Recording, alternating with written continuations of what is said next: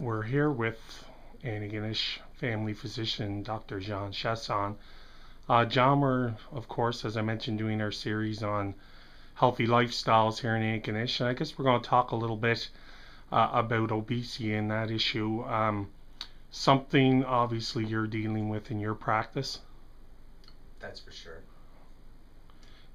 And what are the issues that you're experiencing with patients? Well, Corey, there's a few things. First thing is, obesity is sometimes there all through the day, but not brought up as a subject for discussion. It's Right. there because people come in with it, but that's not their concern. Most people that have obesity aren't really aware that it's an issue, or that it's causing health problems, or that it might cause health problems in the future. So it comes up as part of during the examination where I'll measure, get a height and weight, blood pressure, a few body biometric measurements, and then ask people if they're comfortable about their body size, their weight, and they'll say, "What do you mean? Is there something going on here?"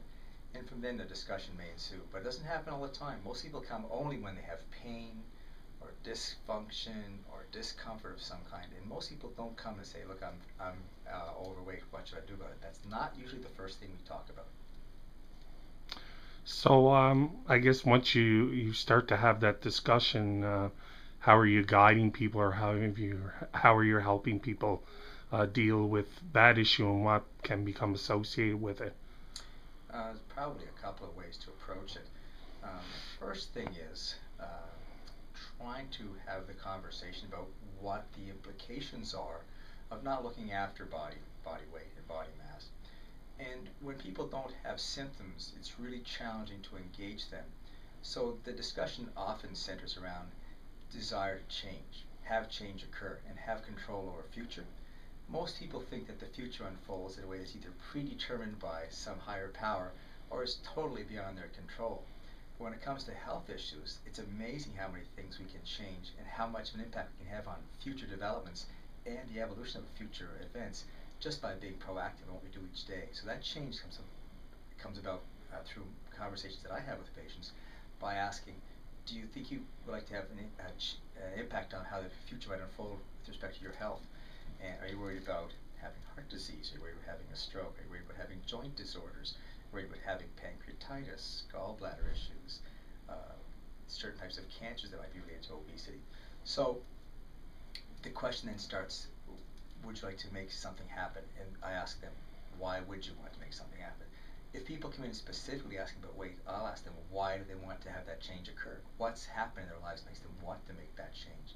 And the first question isn't how to do it, it's why do you want to make that change occur? And only when a person wants change to occur will you ever have any success with that.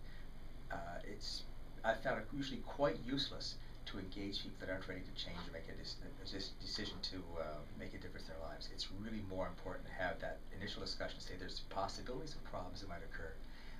Let's reflect on what those problems are and see if you're ready to make some changes on your own. Of course, two of the keys being nutrition and inactivity or inactivity, I guess, with the obesity issue. But it sounds like as well, obviously, the person has to be willing to make those changes, but there's more involved. Yeah, I'll tell you,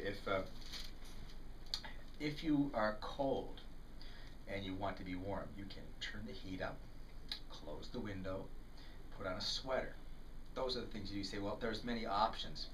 When it comes to weight, uh, you, most people like to see it all disappear with the minimal of input from themselves, without any pain, suffering, discomfort, without having to do anything. Just could you give me a pill to make that just melt away? Is my metabolism all wrong? Is my thyroid underactive? And I make no bones about the fact that there's no such thing in my mind as metabolism. People eat food, it's digested, it becomes a part of you, or it's burnt off. And it's not about metabolic rates, it's not about thyroid. It's nearly always about a balance between intake and expenditure. And the number one thing people need to do if they want to bring the weight down is to decrease the caloric intake. And most people tell me they're eating small amounts or normal amounts or the same as their family members, which may well be true. But that means that they're likely maintaining their body mass at exactly what it is, day in, day out, because most people have an appetite that will satisfy their needs. If you are active, you get hungry, eat slowly, you'll usually eat just the right amount to replace what you burnt off. It's automatic based upon your appetite. most people are carrying weight they put on in small amounts, hither and yon, over 5 or 10 or 15 years. A pound this month, a couple of pounds at Christmas, a couple of pounds at Easter, or something like that, but never take any off. And so I say, sure, you're probably not eating that much now, but you are carrying around food you ate over a long period of time, and now you have to reduce what you're taking in, so you're actually taking in less than you need, so your body will withdraw it from fat stores. And that's how it actually happens. Everyone talks about activities if it's the only answer. It really isn't. You really have to cut down your intake, and that would be the most productive way to get your weight down.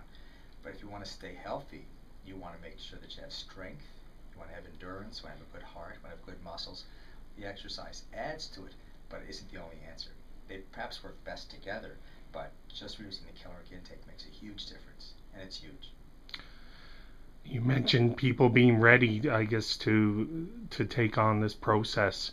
Once you see that the person at least seems to be willing to do that, how do you approach helping guide them or assist them as they start that journey, I guess?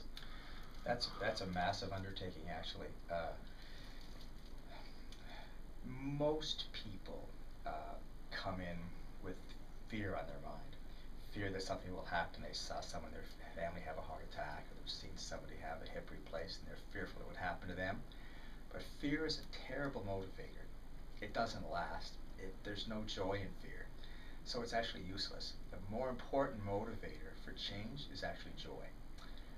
And good example. So if you say, would you like to be able to get outdoors and do some things? And what's holding you back now? I say, I have no wind, or I'm too heavy, my knees hurt, I can't do any exercise, my legs are so sore. I say, well, we can do things that minimize that pain. So you'll enjoy some things. You go dancing, you go cycling, you walk again, you get to the beach and swim. There's so many things you can do and take part in that you're avoiding because you're not able to do it.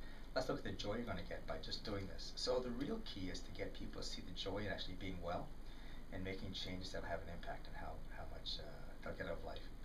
I saw an excellent sign over at the fitness center, and it said it's not about the 8% body fat, it's about enjoying life 100%.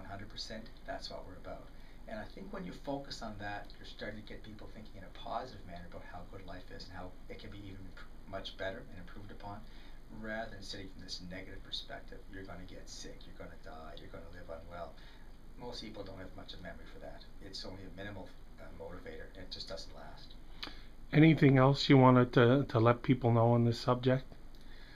Well,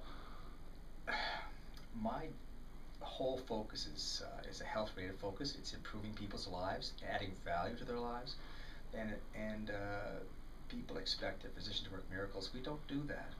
We help guide people in making good choices. We help give them advice on how to minimize pain and suffering and delay premature death.